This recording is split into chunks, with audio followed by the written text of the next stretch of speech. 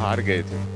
क्या कमियां रह गई थी जो 2024 में दुरुस्त करने जा रहे हैं? पहली बार जो चुनाव लड़ता है वो 10-15 हज़ार रुपये सिमट जाता है। सनातन के हिसाब से बीजेपी ले लेती है, बड़ी चोट कांग्रेस को आपकी पार्टी ने दी है, तो कांग्रेस भी खार खाई हुई रहती है। और ऐसे जो पार्टी के साथ धोखा करने वाले लोगों को टिकट देना, गठबंधन कह नहीं सकते। पार्टी के साथ धोखा करने वाले को कांग्रेस ने उतार दिया। निचले स्तर के जो हैं जो उनको चलाना चाहते हैं और एक दिग्गज व्यक्ति को काटना चाहते हैं, ऐसी लोग बना करके जो लोग हैं अघोषित समर्थन ही है, यही समझे आप। सहानुभूति की लहर कितना काम करेगी, कितना प्रभावित करेगी आपके कैंपेन को? आपने तो हेलीकॉप्टर में बैठ करके खुशी जाहिर कर दी। अगर उनको कुछ करना था तो सरकार को यह बुलाते। धीरे धीरे लोग जागरूक हुए। हमें वनवासी मत बोलिए तो उन्होंने जनजाति बोलना शुरू किया। और जनजाति मत बोलिए, हमारा मूल रूप जो मूल नाम है, मूल नेटिव है हम लोग यहाँ के भारत के, तो हमें आदिवासी बोलिए। बीजेपी के नेता आदिवासी शब्द भी बोलने लग गए। चुनाव में मुख्यमंत्री, कैबिनेट के कई मंत्री चेहरे आपने सलूम्बर में देख लिए होंगे। जितेश कटारा को टक्कर देने आ गए हैं वो। मुख्यमंत्री और सरकार सारी उतर जाए,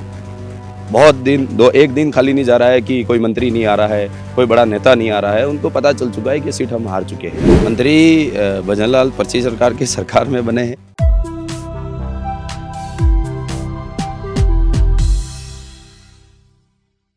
राजस्थान उपचुनाव में चर्चा आदिवासी अंचल की भी है, और हो क्यों ना, क्योंकि 2 सीटें ऐसी हैं जहां पर बाप पार्टी अपना दम भर रही है और समर्थन देवली उनियारा तक दे रही है। बीजेपी और कांग्रेस दोनों की चिंता बढ़ाए हुए है। भारत आदिवासी पार्टी के नए जज्बे ने और 2023 के परिणामों ने चौंकाया था, और अब राजकुमार रोत कह रहे हैं कि 2024 के उपचुनाव में भी बाजी बाप पार्टी के हाथ लगेगी। तो हमने सोचा सलूम्बर में बाप पार्टी के प्रत्याशी और पिछली बार अपनी मजबूत उपस्थिति यानी कहूं शगुन के 51,600 वोट लेकर इन्होंने दिखा दिया था कि सलूम्बर में भी भाजपा के गढ़ को ढहाया जा सकता है। हमारे साथ जितेश कटारा हैं। स्वागत है राजस्थान चौक। सबसे पहले आपके चैनल राजस्थान चौक को धन्यवाद, आभार, और आपके चैनल के माध्यम से सलूम्बर विधानसभा के देवतुल्य जन को मेरी ओर से हार्दिक शुभकामनाएं। जोहार। कहते हैं जीत कम सिखाती है, हार ज्यादा सिखाती है। 2023 में हार गए थे। क्या कमियां रह गई थी जो 2024 में दुरुस्त करने जा रहे हैं? 2023 में जिस तरीके से मेहनत करा था और हमें लग रहा था कि माहौल अच्छा बन रहा है, पर बहुत सारे लोगों ने, यहाँ का एक रिवाज रहा है कि पहली बार जो चुनाव लड़ता है वो 10-15 हज़ार रुपये सिमट जाता है। पर हमने इतनी मेहनत करते हुए, कार्यकर्ताओं ने, आम जन ने हमको परखा, और परखने के बाद में उस समय कांग्रेस की सरकार थी, रिपीट होने वाली थी, ऐसा मानना था।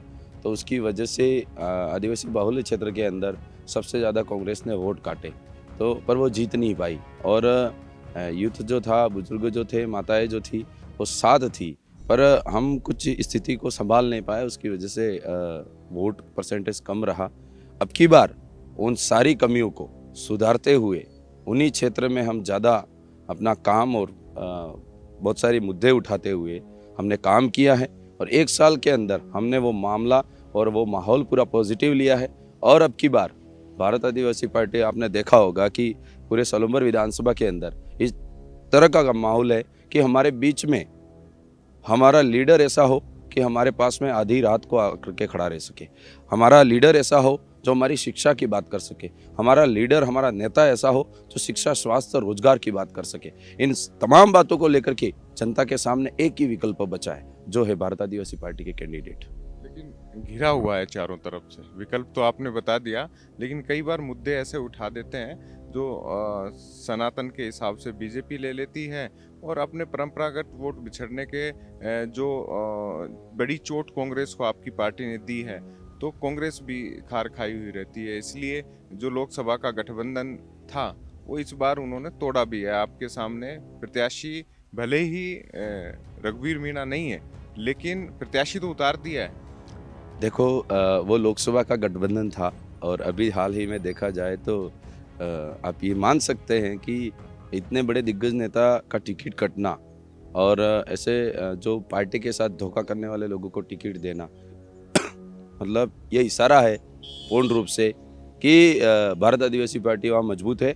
हमें खेला नहीं बिगाड़ना चाहिए, हमें उनको किसी भी तरीके से, हमें टिकट नहीं ले करके उन्होंने बहुत बड़ा साथ सहयोग दिया है, मैं उनका धन्यवाद करना चाहूँगा। और ये जो गठबंधन कह नहीं सकते, पर एक प्रकार का ये है कि रास्ते आसान किए हैं। और मैं उनको तमाम भाइयों को कहना चाहता हूँ कि आप निश्चिंत रहिए, आपके साथ आपका भाई खड़ा है, आप निश्चिंत रहिए। आप ये मत सोचिए कि मैं इस पार्टी का हो उसका हो, आप योग्य उम्मीदवार को देकर के साथ सहयोग देकर के आगे भेजिए। आपने दो चीजें कह दी, दोनों पे आंसर ले लेते हैं। एक तो कहा कि पार्टी के साथ धोखा करने वाले को कांग्रेस ने उतार दिया। तो धोखे तो टिकट देने के साथ समाप्त मान लिए जाते हैं। नहीं, एक पार्टी का सिस्टम होता है कि 6 साल के लिए निष्कासित कर दिए गए। पार्टी के कुछ लोग निचले स्तर के जो हैं, जो उनको चलाना चाहते हैं और एक दिग्गज व्यक्ति को काटना चाहते हैं, ऐसी लोभी बना करके जो लोग हैं वो चल रहे थे। तो अभी उनके मुंह पे एक ही बात है कि हमने दिग्गज नेता का टिकट काटा तो हम जीत गए, वहां से टिकट काट दिया बस हम जीत गए, अब हमें आगे चुनाव नहीं जीतना है। तो वैसे में कांग्रेस कमजोर है और पार्टी का सिस्टम है 6 साल के लिए निकाल दिया गया, 4 साल में वापस ले लिया गया। तो पार्टी ने ही पार्टी का रूल तोड़ा है, आलाकमान ने रूल तोड़ा है। तो और इस क्षेत्र के अंदर बहुत सारे ऐसे धरने हुए, जैसे जसवंत झील के पानी को लेकर के हुआ, ड्राइवर यूनियन का जो धरना हुआ बड़े लेवल का, और बहुत सारे जो जमीनी मामले को लेकर के बहुत बड़े बड़े धरने हुए, नगर पालिका को लेकर के हुआ। ऐसे कई सारे मामलों में कांग्रेस की प्रत्याशी कहाँ थी। आज वो इलाके में, आज जैसे समाज के अंदर कर्यावर सुख दुख की घड़ी होती है, उस समय वो नहीं दिखी। और सबको पता है कि जब इनको वोट चाहिए होते तब ये मैदान में आ जाते हैं, वोट बटोरने के बाद में वापस कहाँ छुप जाते हैं, आम जन की समस्या नहीं सुनते। जीतेश जी, हालांकि दूसरी पार्टी का विषय है, लेकिन जयपुर दिल्ली में चर्चा है कि रघुवीर मीणा तो बड़े नेता माने जाते थे इस पूरे आपके सेलुम्बर ही नहीं, पूरे डूंगरपुर बांसवाड़ा आदिवासी अंचल की राजनीति के लिए बड़ा चेहरा था। उनके साथ फिर ये धोखा किसने किया, जयपुर वालों ने, दिल्ली वालों ने, और क्या इसका आक्रोश है यहाँ पे? बिल्कुल है, क्योंकि इतने बड़े दिग्गज नेता अगर उनका टिकट कट जाना और टिकट कटने के बाद जो उनकी स्टार प्रचारकों की जो लिस्ट है उससे भी नाम आउट हो जाना, मतलब कितनी बड़ी तौहीन है। इस क्षेत्र के अंदर बहुत बड़ा लीडर है अभी के स्थिति में, तो उनका टिकट काट देना और बहुत बड़ा, यहाँ जनता उस बात को लेकर के बहुत आक्रोशित है, बहुत रोष है यहाँ पर, और वो अब की बार जवाब भारत आदिवासी पार्टी को जिता करके देगी, ये बात है।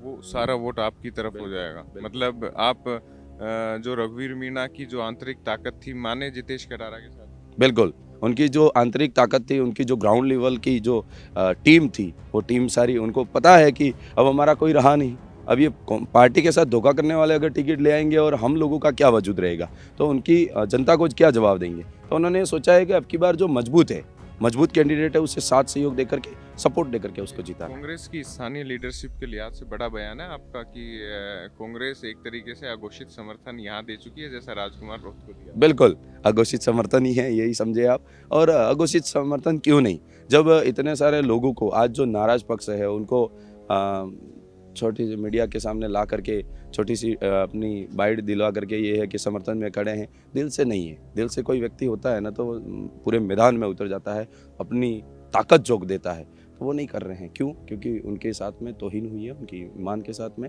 और जिस तरीके से जनता के अंदर पेट है उनका बहुत बड़ा, उस बात को पार्टी ने और कुछ निचले स्तर के जो कुछ लोग हैं उद्योगपति, वो टिकट काटने में लगे हुए थे। पिछली बार भी उनको बगावत में खड़ा किया था बागी बना करके, वही लोग मिल करके उनको वो कर रहे हैं, तो अब की बार जवाब देगी। जितेश जी, कुछ बात बीजेपी की भी कर लेते हैं। बीजेपी के अक्सर कहते हैं कि उपचुनाव में सहानुभूति की लहर होती है और टिकट उनको थमा दिया गया, लेकिन आप तो बस तीर चलाए जा रहे हैं उनके निरक्षर होने पे, और भी कई ऐसे मसले हैं जिसपे आपने बीजेपी उम्मीदवार को घेर दिया है। सहानुभूति की लहर कितना काम करेगी, कितना प्रभावित करेगी आपके कैंपेन को? और चूंकि अमृतलाल मीणा यहाँ से लंबे समय तक विधायक रहे और बीजेपी का अपना एक कैडर बेस है, उसको कैसे? सबसे पहले हमारा ये आदिवासी बाहुल्य क्षेत्र है, वहाँ पर एक बुजुर्ग को गमिती मुखी मानते हैं, जिम्मेदार व्यक्ति मानते हैं। उसी तरीके से हमारे विधानसभा के मुखिया जो थे अमृतलाल जी थे, अगर उनकी मृत्यु हो गई आकस्मिक जिस तरीके से, तो मृत्यु होने के बाद में सलुम्बर विधानसभा की 3 लाख जनता भी दुखी हुई है, न कि एक परिवार हुआ है। तो एक परिवार को खुश करने के लिए और 2 लोगों की दुकान चलाने के लिए उन्होंने टिकट और साक्षर व्यक्ति को दिया है। तो ये एक पार्टी ने और निचले स्तर के जो लोगों ने सहानुभूति के नाम पर कार्ड खिलाया, वो सहानुभूति नहीं है, वो ये है कि हम इस साक्षर महिला को आगे ला करके हम अपनी दुकान चला सके, इस बात को लेकर के उन्होंने आगे किया है। और सहानुभूति के नाम पर वोट तब तक मिल जाते हैं जब उनके कार्यकर्ता उनके पार्टी के टिकट मांगने वाले लोग, वरिष्ठ लोग, अगर वो खुश होते और वो मैदान में रहते और वो पार्टी के लिए काम करते, तब जाकर के सहानुभूति का उसका ले लिया इसलिए जाता। सवाल इसमें भी हो गया। उधर रघुवीर मीणा चलो कांग्रेस में आपने कह दिया कि उनकी नाराजगी आपके काम आएगी। यहाँ भी नरेंद्र मीणा नाराज थे, हालांकि सीएम के साथ तस्वीरें आई, विमान से उन्हें जयपुर बुलाया गया, तो आदिवासी तो एकदम से चौंक गए कि इतनी तवज्जो इतनी नरेंद्र मीणा को मिली है, तो उनका भी कुछ इफेक्ट करेगा। जब हमारे इलाके में कोई व्यक्ति बहुत ज़्यादा नाराज़ हो जाता है ना, तो उसको एक ऐसा कोई मामला तैयार किया जाता है जिसकी वजह से उसको मना सके। जिस तरीके से टिकट नहीं मिलने की वजह से जो व्यक्ति नाराज़ हुए, कार्यकर्ताओं के साथ में इतनी सारी वो किया और रोए वगैरह सारी चीज़ें करी, पर उसके बाद में क्या कि उनको अचानक से फ़ोन आता है और कार्यकर्ताओं से साइड जा कर के उन्होंने बात करी है, जी हुकुम साहब मैं बिल्कुल पहुंच रहा हूं, और थोड़ी देर में जाकर के वो हेलीकॉप्टर में बैठ गए और हंसते हुए तस्वीर वायरल हुई है।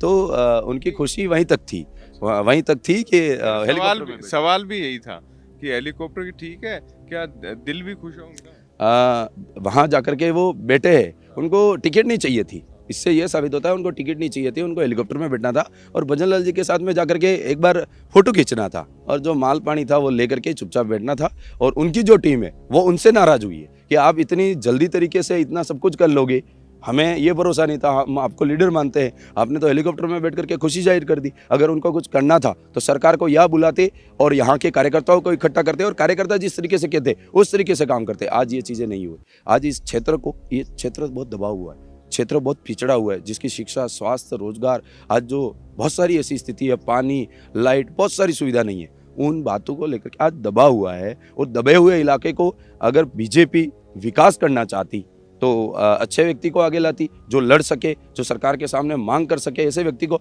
वो जिनको खड़ा किया वो खुद का शपथ पत्र नहीं पढ़ पा रहे हैं, और ऐसे को इधर खड़ा किया है जो खुद ने पार्टी के साथ धोखा कर का। दोनों महिलाओं को देकर के उन्होंने ये करा है कि हम लोग चला लेंगे इनको, हम लोग आगे कर लेंगे। तो दबे हुए इलाके को और दबाने की कोशिश करिए, इसलिए ये धोखा अब की बार नहीं होने देवे जनता, और जनता समझदार है, इस बार जवाब देगी। राजनेता की तरह परफेक्ट हो गए हैं, एक बार हारने सिखा तो बहुत दिया आपको। देखो, ठोकर जो है एक बार लगती है तो स्वाभाविक है कि संभलना तो आ ही जाता है, और संभलना आ गया है, और इस क्षेत्र के अंदर अच्छे से काम कर रहे हैं। अगला सवाल मेरा महत्वपूर्ण आपकी पार्टी के लिहाज से भी। आपकी पार्टी आदिवासी अंचल के लिए, जय जोहार के लिए, उनकी अस्मिता के लिए काम करती है, लेकिन बीजेपी की वनवासी परिषद आरएसएस की, मैं बीजेपी की नहीं आरएसएस की कहूँगा, वो भी ग्राउंड लेवल पर कई वर्षों से काम कर रही है, और इस बार कह रहे हैं कि इस चुनाव में भी वो पूरी तरीके से राजनीतिक समर्थन बीजेपी को दिए हुए है। कितनी कड़ी टक्कर आप मानते हैं वनवासी परिषद की और भारत आदिवासी पार्टी? सबसे पहले जो वनवासी कल्याण परिषद आरएसएस के द्वारा खोला गया, लोगों को जब जंगल में उन्होंने घर बनाया है, उनको अच्छा लग रहा है, तो उनको वनवासी की परिभाषा दी गई। धीरे धीरे लोग जागरूक हुए, हमें वनवासी मत बोलिए, तो उन्होंने जनजाति बोलना शुरू किया। और जनजाति मत बोलिए, हमारा मूल रूप, जो मूल नाम है, मूल नेटिव है हम लोग यहाँ के भारत के, तो हमें आदिवासी बोलिए। तो अभी बीजेपी के नेता आदिवासी शब्द भी बोलने लग गए हैं, इसलिए वो एक उनका राजनीतिक स्टैंड है कि वनवासियों को वनवासी की तरह दिखा करके, उनके साथ वोट बटोर करके, वोट बैंक को खिसक नहीं जाए, ये बात करके वो करना चाह रहे हैं। और इस इलाके के अंदर वनवासी कल्याण परिषद के जो हॉस्टल है, जो सारी शाखाएं हैं, उनकी आज हालत देखिए, अभी आज गिर जाए ऐसी स्थिति हो रखी है।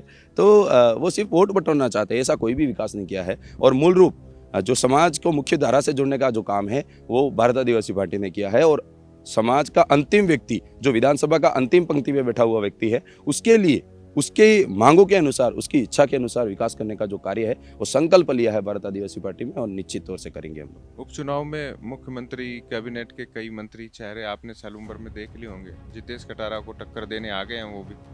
ये चुनाव वो लोग, मैं नहीं लड़ रहा हूँ, ये चुनाव यहाँ की जनता लड़ रही है। ये जनता इसलिए लड़ रही है कि यहाँ की आज जो दुख दुविधा है, उन बातों को लेकर के उन्होंने मुझे खड़ा किया है जनता के माध्यम से।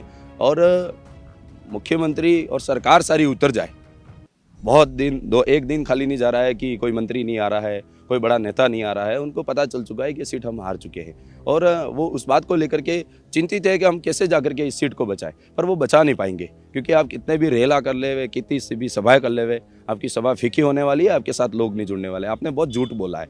पिछली बार सरकार बनेगी तो हम महिलाओं के लिए जो सामूहिक लोन लेते हैं उसको माफ़ कर देंगे, ये कहा था। आपने अभी तक कुछ भी नहीं किया। किसानों का जो कर्जा है और किसानों का जो लोन लिया हुआ है, फसल बर्बाद हुई, उसके पैसे लौटा देंगे, अभी तक नहीं हुआ ऐसा। और शिक्षा के क्षेत्र में जैसे कैलेंडर बनाया है, पर उसके अनुरूप आज तक एग्ज़ाम नहीं हुए। बहुत सारे एग्ज़ामों के सेंटर बाहर दे दिए, जो आदिवासी बहुल्य क्षेत्र का युवा वहाँ नहीं जा सकता है। बहुत सारा कुठाराघात किया, उसका पूर्ण रूप से जवाब देगी। और एक ये है कि ब्लॉक जिला लेवल पे, जिला बना है तब से और ब्लॉक लेवल पे यहाँ पर भ्रष्टाचार बहुत ज़्यादा हो रहा है। समस्या ये क्यों हो रही है? क्योंकि एक व्यक्ति अगर हेडपम्प मांगने जा रहा है, एक वार्ड पंच, सरपंच और पीएस मेंबर, तो उसको कहा जा रहा है कि 20,000 पहले जमा कराइए, उसके बाद में हम आपको वो करेंगे। तो ऐसे लोग हैं जिनको नस्तनाबूद करने के लिए मैं चुनाव मैदान में हूँ और आम जनता के साथ कुठाराघात और धोखा नहीं होने दूंगा। एक सवाल ये भी बनता है, सवालों की तो लंबी लिस्ट आपसे, और आप बोलते भी अच्छा है, इसलिए आनंद भी आता है। ये जितेश कटारा की ही किस्मत का या प्रतिष्ठा का या उनके राजनीतिक जीवन का चुनाव नहीं है, ऐसा राजनीतिक चर्चा है। ये आपके नेता राजकुमार रोत की ताकत कितनी है 2023 के विधानसभा और 2024 के लोकसभा चुनाव के बाद, उसको भी चेक करने का, यानी तराजू में तोलने का एक मापदंड है। तो इसे आप कैसे देखते हैं? वो राजकुमार जी रोज सांसद है, आज वो बड़े हैं, बड़े भाई के तौर पे है और वो बहुत बड़े नेता है। आदिवासी बाहुल्य क्षेत्र के अंदर सर्व समाज को लेकर के जो मांगे विधानसभा में, लोकसभा में उठाते हैं, तो उनकी ताकत को भी देखा जा रहा है, उनकी यहाँ की चर्चाओं को, उनकी बातों को भी देखा जा रहा है। पूर्व में जैसे देखा होगा, कांग्रेस की सरकार थी, उन्होंने टॉप 2 के अंदर आकर के विकास के कार्य करवाए थे। उसी तरीके से वो ये चाहते हैं कि आपके ये लोग भी जाएंगे, हम लोग भी जाएंगे, तो उसी तरीके से काम करेंगे। और एक तरफ दूसरे लोग हैं जो सिर्फ बहुत सारी अलग अलग प्रकार की तौहीन और राजनीति कर रहे हैं। उन लोगों के लिए वो लोग समझदार हो चुके हैं, इसलिए उनको जवाब देंगे इस बार। उनकी ही 84 जो सीट है, जो उन्होंने सबसे बड़े मार्जिन से जीती, और इतने मार्जिन से जीती, मैं हमेशा कहता हूँ, जितने एक प्रत्याशी को वोट मिलते हैं, आपको 51,600 कुछ वोट मिले थे और उनका जीत का मार्जिन ही 70,000 था। तो अब इसमें सवाल ये हो जाता है कि बाप जो संगठित पार्टी मानी जाती थी, एका जिसमें था, आपका भी चयन दूसरी बार हुआ है, तो उनका एक प्रक्रिया है। लेकिन 84 में अचानक से विद्रोह की स्थिति हो गई। बाप पार्टी के प्रतिनिधि के तौर पर इसे कैसे देखते? देखो, चयन प्रणाली जो होती है उसके अंदर नियम है कि जनता के द्वारा चुना गया व्यक्ति, है ना। जनता के द्वारा तब चुना जाता था जब टिकट ऊपर से आ जाती थी तब। पर भारत आदिवासी पार्टी ने ऐसा सिस्टम किया है कि हम उसी उम्मीदवार को वोट देंगे जो उम्मीदवार हमारी पसंद का होगा। तो उनका पसंद का उम्मीदवार लाए, और उसके बाद में क्या हुआ कि थोड़ी बहुत बातें हो जाती है कभी कभार पार्टी के अंदर की, थोड़ा विरोधाभास की, मेरी टीम कितनी है, ये है वो है। तो उसको संभालने के लिए बाद में स्थिति संभल गई और उन्होंने साथ समर्थन देकर के अभी फुल तरीके से प्रचार कर रहे हैं और एक साथ है। ऐसा कोई नहीं है कि ये कांग्रेस बीजेपी के अंदर जो हो रहा है अंतर्घात विदर्घात चलता है, वैसा कुछ नहीं होता है। हमारा वहाँ तक ही चलता है जहाँ तक टिकट नहीं मिला, चलो ठीक है, बैठ करके जाजम व्यवस्था है और जाजम व्यवस्था के माध्यम से सारे लोग मान करके और एक ताकत के रूप में और एक दिशा में काम करने लग जाते हैं। बीजेपी ने बाबूलाल खराड़ी का चेहरा आगे कर दिया, हालांकि इंसान अच्छे हैं, ये आप भी स्वीकारेंगे, और उन्होंने कह दिया है कि आदिवासियों के संरक्षक ये हैं और हमने कैबिनेट मंत्री बनाया है। देखो, मैं सबसे पहले उनके बारे में बताना चाहूँगा, वो मंत्री बने हैं। मंत्री भजनलाल पर्ची सरकार की सरकार में बने हैं। मैं ये कहना चाहता हूँ कि जिस समय वैसे वो विधायक है उस इलाके के अंदर, अखबार की कटिंग आती है, वहाँ की स्कूल की जो दशा है, दिशा है, वहाँ अखबार की कटिंग आती है, उसके अंदर ये बताया जाता है 3-3 साल, 4-4 साल के बच्चे बेच दिए जाते हैं अपने परिवार का भरण पोषण करने के लिए। ये तो बहुत दयनीय हालत है वहाँ पर। आज भी कोई विकास नहीं। आज वो कहते हैं कि मैंने बहुत विकास किया, मैंने घर नहीं बनाया अपना। मैं ये कह रहा हूँ कि पूंजीपतियों के साथ देकर के आपने उदयपुर के अंदर कितने घर बनाए। आप पहली बार विधायक बने, आपने एक बार पहले शादी कर रखी थी, पहली बार विधायक बने, दूसरी शादी करी, फिर विधायक बने, तीसरी शादी करी। ऐसा करके आप अपना विकास कर रहे हैं, आप जनता का कहाँ विकास कर रहे हैं? आज तक उनके लिए कोई नहीं बोल पाया। आज तक वहाँ कॉलेज, हॉस्पिटल होना चाहिए। वो लोग वहाँ से विधानसभा से ठेठ उदयपुर आते हैं अपने इलाज को लेकर के। आप मंत्री बने हैं, आप एक बड़ा हॉस्पिटल, एक बड़ा हॉस्टल, एक बड़ा स्कूल तो बनाइए वहाँ पर, जिससे लोग शिक्षा से जुड़ सके, जिससे आज कुपोषित जैसे हालात हैं वहाँ पर, सही मात्रा में पानी नहीं मिल पाता है, फ्लोराइड का पानी पी रहे हैं, ऐसी बहुत सारी समस्या है। आप वहाँ जा करके काम करिए। आपको यहाँ आकर के वोट बटोर रहे हैं, आपकी तस्वीर वहाँ से बता रही है कि आप क्या कर रहे हैं उस क्षेत्र के अंदर। जी, ये अंतिम सवाल हमारे स्थानीय संवाददाता देवानंद जी का है, और देवानंद जी ने एक बार मैं इन्हें शामिल ही कर लेता हूँ चर्चा में ताकि लोग देखे भी। देवानंद जी, एक सवाल आप पूछना चाहते थे कि मैं भी हमारे स्थानीय प्रत्याशी से अभी आपके साथ हूँ। जी, जैसे कि जीतू भाई आप गैस बार भी बहुत अच्छी आपकी ताकत रही थी, इस बार आपका कैसे क्या रहेगा? देखो, अब की बार जो जनता ने ठाना है, जिस प्रकार पिछली बार से रिजल्ट आया, तो लोगों को ये लगा कि जब इतना ही व्यक्ति वोट ला सकता था तो हमें इनको ही दे करके वोट जिताना चाहिए था। और कांग्रेस बीजेपी ने बाहुल्य क्षेत्र के अंदर, जनजाति बाहुल्य क्षेत्र के अंदर, आदिवासी बाहुल्य क्षेत्र के अंदर जाकर के प्रचार ये किया ये लोग 15,000 पे सिमट जाएंगे। और हकीकत हुआ ही ऐसा था पिछली बार कि उससे पहले कांग्रेस के बागी, बीजेपी के बागी कुछ लोग चुनाव लड़े थे, 10,000 11,000 पे सिमट गए थे। और मेरा जो आंकड़ा बताया था 15,000 बताया था, वो जस्ट उल्टा होकर के 51,000 कब हो जाए ये जनता को समझ में आया। और नेताओं को ये लगा कि हमारी तो तौहीन हो गई, हम तो झूठे निकले। तो इस बार उनको ये लगा कि इतना एक यूथ है, इस मजदूर का बेटा है, किसान का बेटा है, इस गरीबी से निकला हुआ व्यक्ति अगर 51,000 का रिकॉर्ड पार कर सकता है तो जीत का अंतराल तो बहुत कम ही था, तो वो पार कर सकते थे। जनता इस बार पूरी तरीके से दृढ़ संकल्पित है, साथ है और विश्वास के साथ में, उनकी दुआ दया सब कुछ साथ है। वो चाहती है कि हमारा सेवक ऐसा होना चाहिए जो हमारे साथ दिन रात खड़ा रह करके हमारा काम कर सके। जितेश जी, अंतिम सवाल ले लेते हैं। ये आंकड़ों का सवाल है। 2 सीटों पर बाप सीधे लड़ रही है, देवली नियारा में समर्थन दिया हुआ है, तो 3 सीटें, 7 में से 3 सीटें कितना मानते हैं आप विधानसभा में अब आपकी बढ़ने? 101% हम जीत रहे हैं। 2 सीटें सीधी जीत रहे हैं। ये बता रहे हैं कि कांग्रेस बीजेपी की टक्कर है। मैं कहना चाहता हूँ कि कांग्रेस बीजेपी टक्कर करती रहे, हम लोग सीधे जीत रहे हैं, है ना। और देवली उनियारा का जो है, यहाँ से भारत आदिवासी पार्टी का समर्थन है भाई को, और वो जीते। और जिस तरीके से इतने बड़े चेहरे को पार्टी ने टिकट काट करके किसी घर में ही देना, उन लोगों को ही देना, ये चीज़ें गलत करी है। इतने बड़े लीडर को अगर विधानसभा नहीं पहुंचाना चाहते हो, वो पार्टी नहीं पहुंचाना चाहती, पर जनता जो है इतने बड़े लीडर को जरूर विधानसभा पहुंचाएगी और अपनी मांगों को उठवाएगी वहाँ पर। तो चुनावी यात्रा में हमारे साथ जितेश कटारा हैं और सैलुम्बर के चुनावी मिजाज को अलग रौनक दिए हुए हैं। ये रंगत भारत आदिवासी पार्टी ने सैलुम्बर 84 में ही नहीं, डूंगरपुर में ही नहीं, बांसवाड़ा में ही नहीं, अब राजस्थान की सीमाओं के बाहर भी देना शुरू कर दिया है। खैर, चर्चा में भारत आदिवासी पार्टी अपने मुद्दों, अपने बयानों और जो संकल्प लेकर चल रही है, जो संविधान पार्टी ने बनाया, उनसे भी है।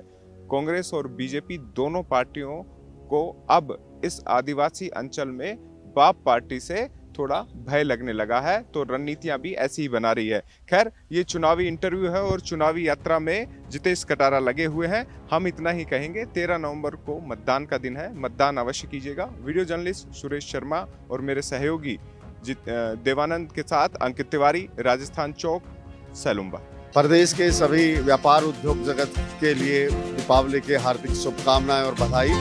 महालक्ष्मी की कृपा आप सब पे बनी रहे। सभी प्रदेशवासियों को राजस्थान प्रदेश कांग्रेस कमेटी ओबीसी विभाग की तरफ से दीपावली की हार्दिक शुभकामनाएं। आने वाला वर्ष आपके लिए मंगलमय हो। मैं पूरे देश और प्रदेश और राजस्थान के सभी लोगों को हार्दिक बधाई और शुभकामनाएं देता हूं इस पावन पर्व दीपावली पर।